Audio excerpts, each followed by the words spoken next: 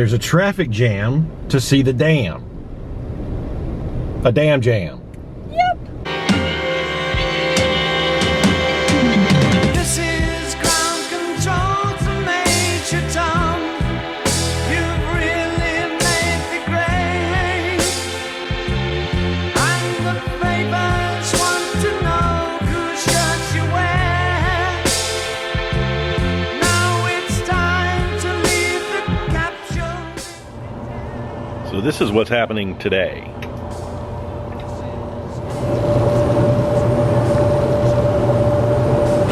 I used to work for a pet retailer, not something that I would recommend unless you just want to see the worst of what humanity has to offer, and the only customers you look forward to seeing are the ones that walk in on 4 legs. During that time, I had the opportunity to work with a lot of rescue groups, the most respectable of which usually ceased their adoptions during the holiday weeks. The purpose behind all that was that dogs, cats, pets in general don't make great Christmas gifts. A large percentage of them end up back in shelters, and most times once they pee on the rug for the first time, people automatically want to get rid of them because they don't really understand what it is they just got. And I've always been an advocate of that. Pets don't make great gifts. They're to be your companions, they're to be a part of your family, but they're not a gift, because when they're a gift they become disposable. So even though I'm no longer an official part of the pet retail industry, I still stand firm behind pets should not be given as Christmas gifts. Now the only reason that I even mention this is, well,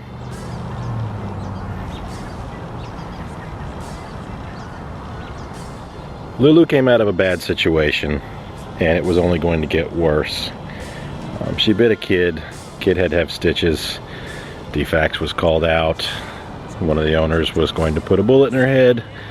And these are all realities of dogs in the South.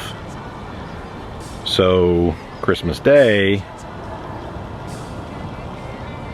we came home with this.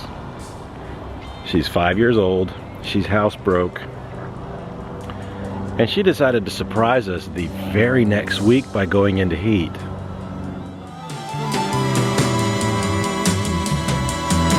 Planet Earth is blue, and there's nothing I can do. I'll be your damn guide. Take all the damn pictures you want. You're it, Purdy.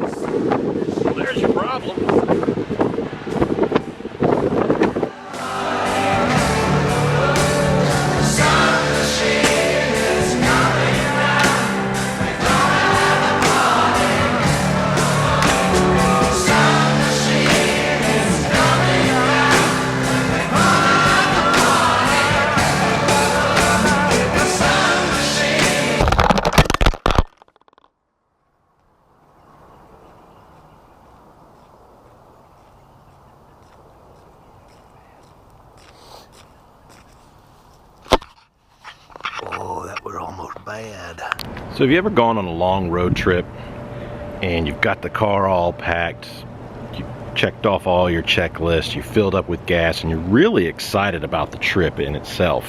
It's a long journey ahead, but you're ready for it, you're ready to take it on. You get in the car and the first thing you do is you crank up the engine, and it makes a really, really horrible sound. You know you've got an incredibly long way to go, and you don't trust the car that you're in. Well, that's my metaphor for January of 2016. The journey is this year, and the car starting and making a funny noise is the first week. The first bad noise the 2016 engine made was Lemmy dying. Lemmy was the guy that reminded us that you didn't have to wear hot pink lipstick or spandex to be a heavy metal rock god. Now, yes, I know Lemmy was technically 2015, but come on. I mean, it still counts. It's still fresh in everyone's mind. Motorhead wasn't the band you listened to on a date. In fact, I don't know any women that actually like Motorhead. I'm sure there are women out there that really loved Lemmy Kilmister of Motorhead, and they were called strippers. But that wasn't all. Just to get the year started out right, we lost David Bowie. That one hurt. I don't know what I can say about David Bowie that hasn't already been said 1,000 times over, and if you're not a fan, you're never going to be. But if you are a fan of his, you understand the craftsmanship that was his music. His musical styles didn't really change in as much as they evolved, and the evolution was seamless. Bowie played music that he wanted to play. He did not get pigeonholed into any type of style. He just said, this is what I'm going to do, and he did it, and he did it well for 50 years. And then before anybody could blink an eye, Alan Rickman died. My wife was especially torn up about Alan Rickman. She's a huge Harry Potter fan, and I'll just go ahead and admit it. I've never seen the first Harry Potter film, ever. Go ahead. You know you want to. I remember Alan most from, well, of course, Die Hard.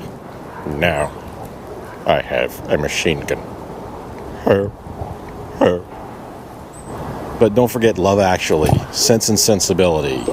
And as if that wasn't enough to get 2016 started, then Dan Haggerty died. Not Grizzly Adams. Not Grizzly Adams. The thing that all four of these gentlemen had in common, not just the timeliness of their death being within a couple of weeks of each other, is that all four of them died of cancer. Why have we not come up with a cure for this disease? There are so many different types of cancer that are taking so many people from us daily, all before their time. Alan Rickman, David Bowie, Lemmy Kilmister, though I don't think anyone was surprised by Lemmy's death.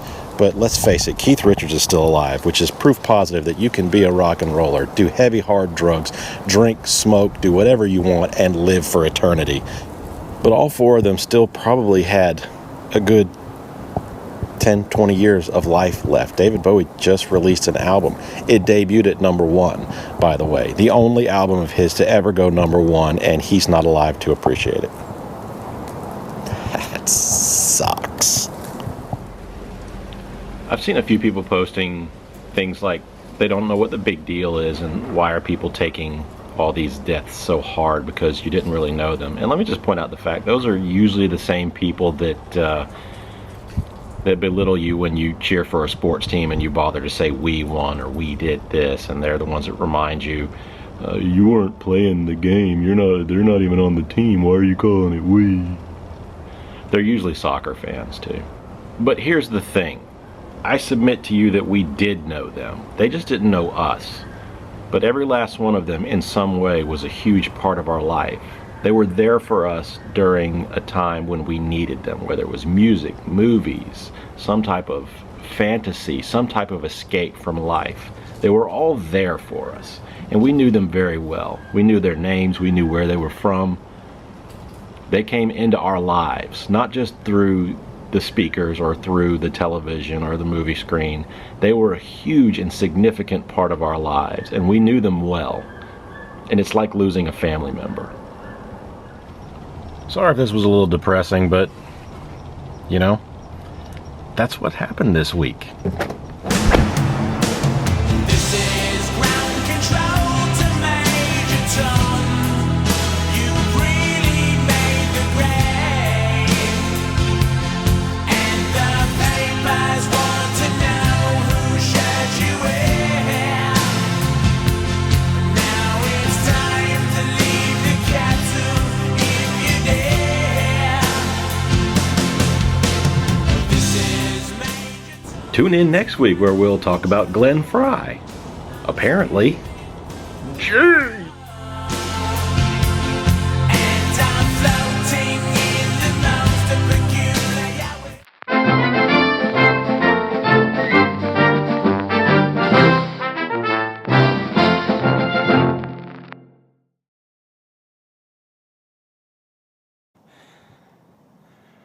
Okay, here we go.